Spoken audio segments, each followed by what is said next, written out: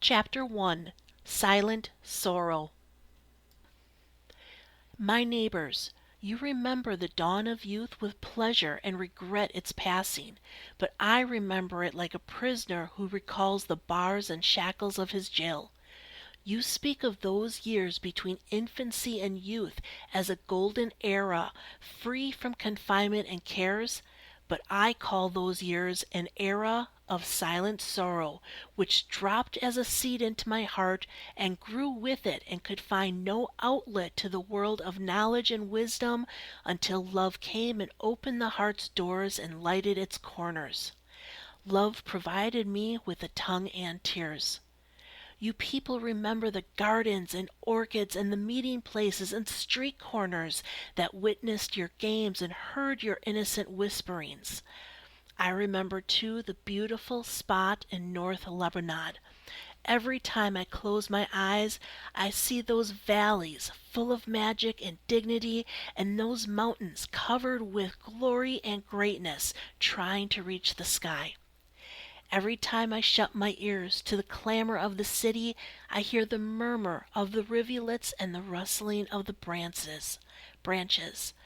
All those beauties which I speak of now and which I long to see, as a child longs for his mother's breast, wounded my spirit, imprisoned in the darkness of youth, as a falcon suffers in its cage while it sees a flock of birds flying freely in the spacious sky.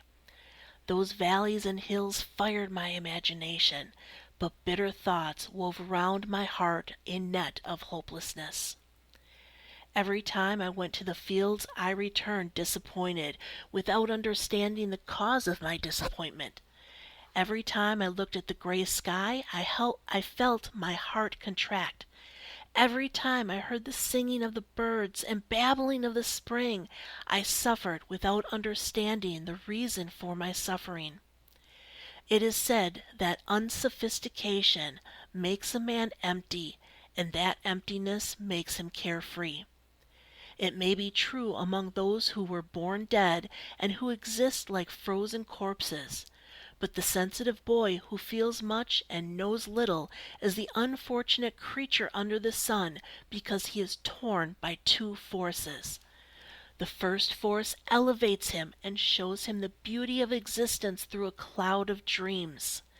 The second ties him down to the earth and fills his eyes with dust and overpowers him with fears and darkness. Solitude has soft, silky hands, but with strong fingers it grasps the heart and makes it ache with sorrow.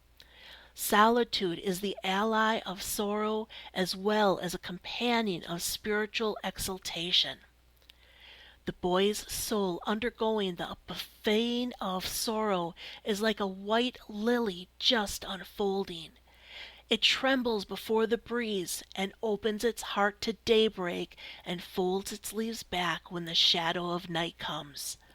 If that boy does not have diversion or friends or companions in his games, his life will be like a narrow prison in which he sees nothing but spider webs and hears nothing but the crawling of insects.